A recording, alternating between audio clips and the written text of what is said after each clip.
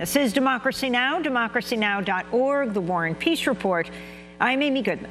We're broadcasting from the Martin Luther King Auditorium on the South Carolina State University campus here in Orangeburg.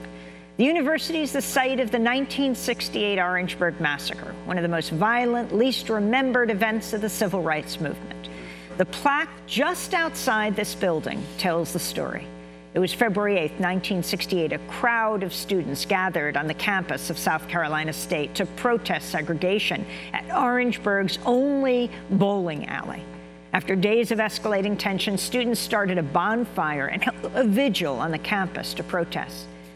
Dozens of police arrived on the scene. The state troopers fired live ammunition into the crowd. When the shooting stopped, 3 students were dead, 28 wounded.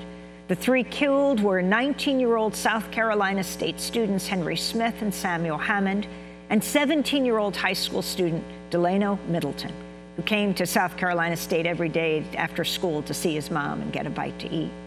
Although the tragedy predated the Kent State shootings and Jackson State killings, it was the first of its kind on any American college campus, received little national media attention. Here are some of the survivors of the Orangeburg Massacre remembering that fateful day. This is an excerpt of an oral history project conducted by Jack Bass, who was a reporter at the time. This clip begins with survivor Robert Lee Davis. It was a barrage of shots, and like I say, it was maybe 6 or 7 seconds. Boom, boom, boom, boom, boom, boom, boom, boom, boom. The students was hollering, yelling, and running. So by this time, I went into a slope right near the campus, where the front end of the campus, and I kneeled down. I got up to run, and I took 1 step. That's all I could remember. I took that 1 step, I got hit in the back. When I got hit in the back, this is when I got paralyzed. Students was tramping over me because they was afraid. And I dropped to the ground immediately, instinctively. I dropped to the ground. And within 2 or 3 seconds, I began to hear rounds going past my ears. I felt my coat like it was somebody was trying to pull it off, with what it really was rounds hitting my coat. And then I got hit. Prior to being hit, I heard some people started yelling. In fact, I remember hearing somebody laugh just before we realized we were being shot at. We thought they were shooting in the air. It entered right here and just missed my spine. I didn't see much bleeding. I remember running, getting up and moving.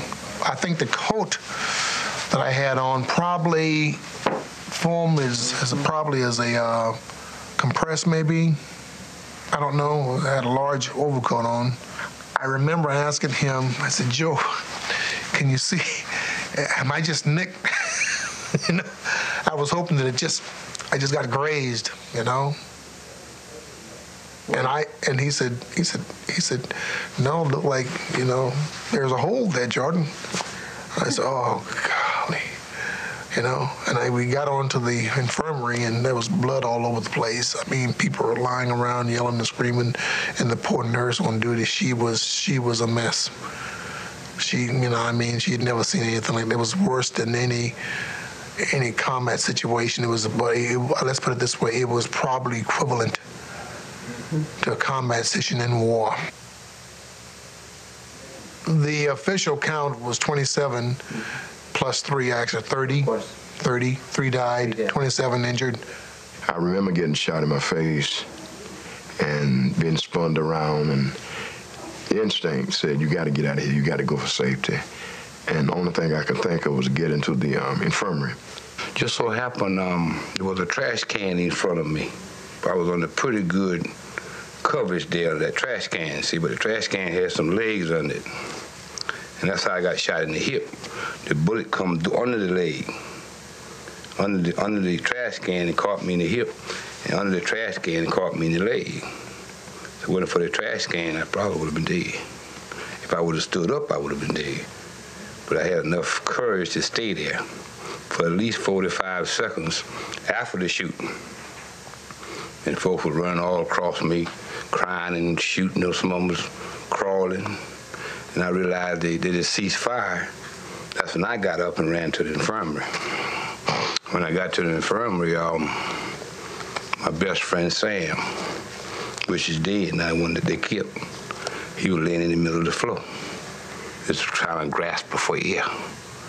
And at that particular point, I didn't even know I was shot. See, I crossed my leg in the infirmary, and I saw a little red spot on my pants. And I realized right then that I've been hit down there. And by sitting down, watching Sam eat emotion myself, when I stood up, reached back there, I had a big apple back there. I didn't realize I got shot in the hip neither, see. Got shot in the hip. The whole muscle was just like big as a big fist. And I realized I got shot in the hip, I got shot twice. He took me to the school infirmary, and from there I laid on the floor on a mattress. At this time, Sam Hammond, we was laying head to head by each other. And the last thing I can remember Sam said, they used to call me Big Dooley because I was playing football at this time. I was weighing about 260. And this is when Sam asked me, he said, Dooley, you think I'm gonna live? I say, Sam, you're gonna be all right, buddy. And next time I look over there, he was dead. I took my hand and put over his face like this to close his eyes, because he died with his eyes open. Davis and other survivors of the Orangeburg Massacre in South Carolina. The 9 officers who opened fire that day were all acquitted. The only person convicted of wrongdoing was Cleveland Sellers, a member of the Student Nonviolent Coordinating Committee, known as SNCC. Sellers was one of the organizers of the protests, convicted of a riot charge, spent 7 months behind bars. He was pardoned in 1993. He would later go on to be president of a South Carolina college.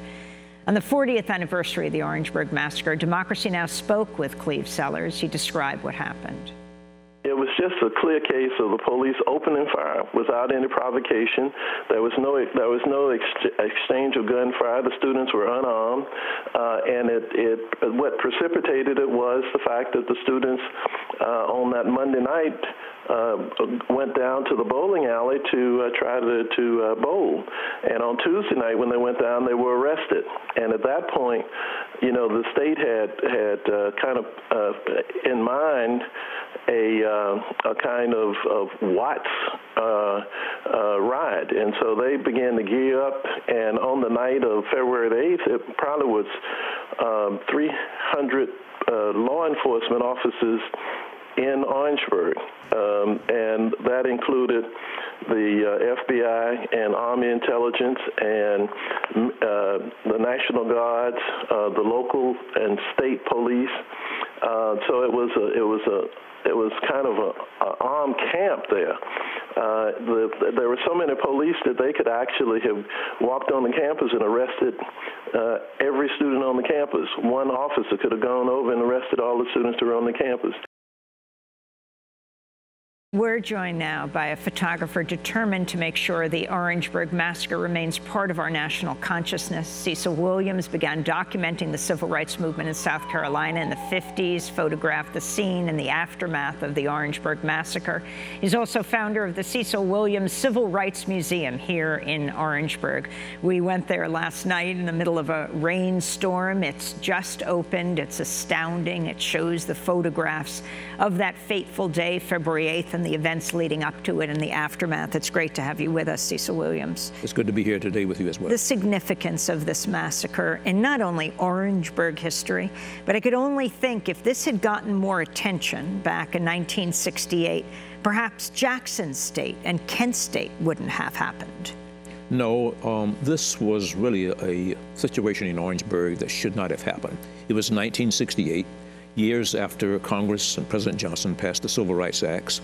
But in Orangeburg, there was this pocket of resistance, a segregated bowling alley, that upon any citizen walking along Russell Street in Orangeburg encountered this on an everyday basis. But it was the students from State and Claflin and others that got involved. They wanted to change that. This was something that should not have been allowed to exist at the time. But it was a reality, and unfortunately the deaths and the wounding of so many students was a tragedy that we should never forget. I wanted to go to a clip from the documentary Scarred Justice, the Orangeburg Massacre in 1968. This clip features Roy Wilkins, who was head of the NAACP at the time. You know, the first news story we read in New York said there was an exchange of gunfire. And after this, the police shot.